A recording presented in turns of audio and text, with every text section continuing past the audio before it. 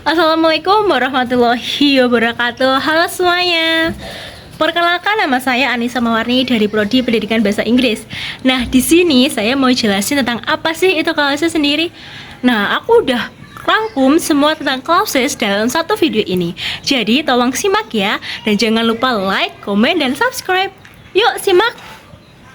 Oke teman-teman, jadi clauses itu adalah bagian dari kalimat yang terdiri dari subjek atau predikat.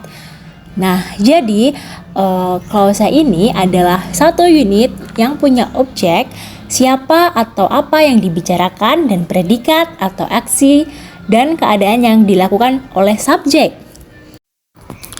Klausa sendiri terbagi menjadi 3 loh teman-teman. Yang pertama adalah noun clause, adjective clause, dan yang terakhir adalah adverbial clause.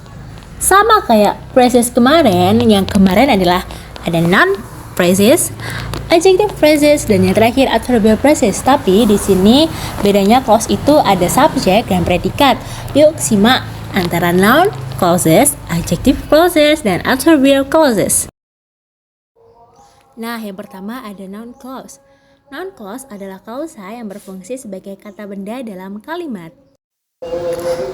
Di sini aku bawa 3 contoh noun clause. Yang pertama adalah that Gina like her new job is clear. Di sini adalah contoh noun clause sebagai subjek. Nah, Gina-nya di sini Gina itu adalah konektor dan subjek, dan like sebagai verb.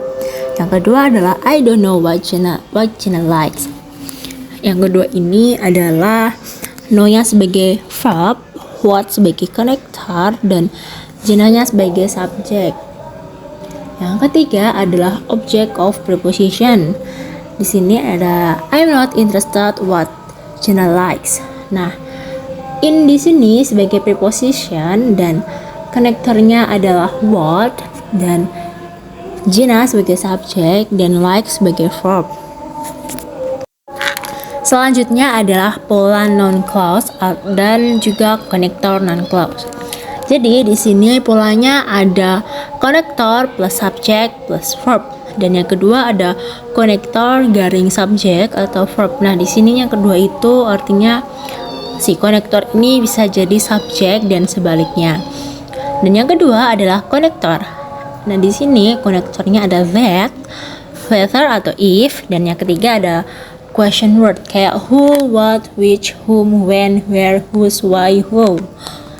Dan di sini juga bisa ditambah ever di belakangnya, yaitu whoever, whichever, atau whenever, wherever, and however, dan sebagainya.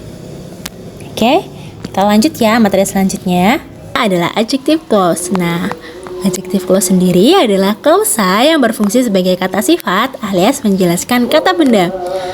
Nah, di sini ada ciri khasnya nih, tapi ciri khasnya juga sama kok.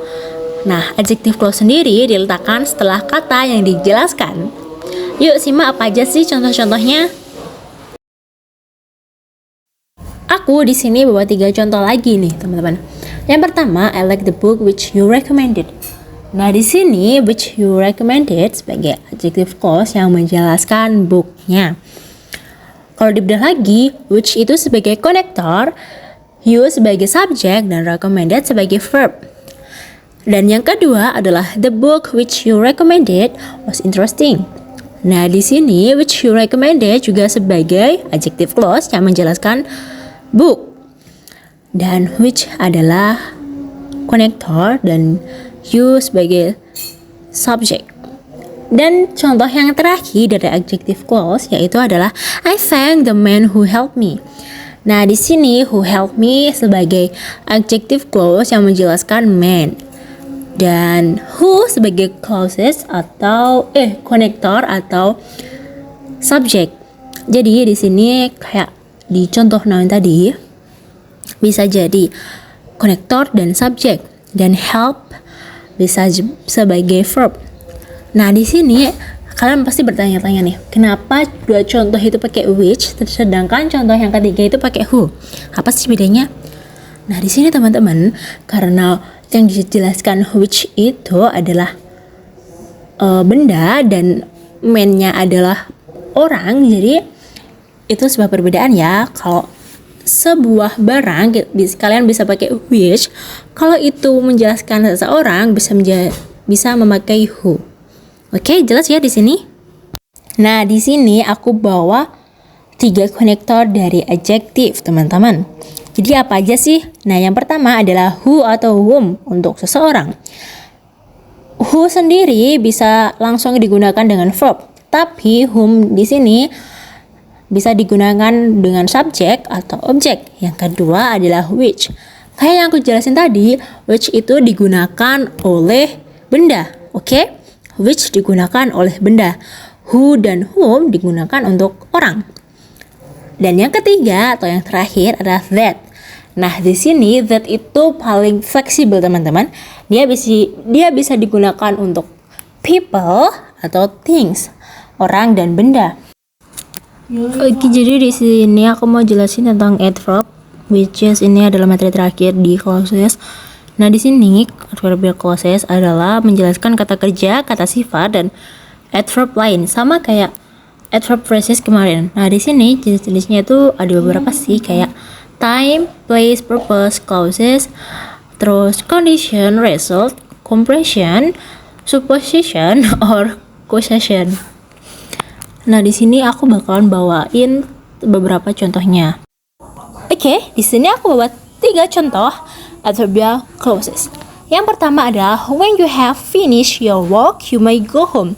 Nah, di sini when menjelaskan tentang waktu kapan kamu pulang. Dan yang kedua adalah he left the caravan whenever he wanted to go. Nah, di sini whenever-nya menjelaskan kapanpun dia akan menyalakan the caravan atau lampu. Dan yang ketiga adalah since you swear to me, I employ you.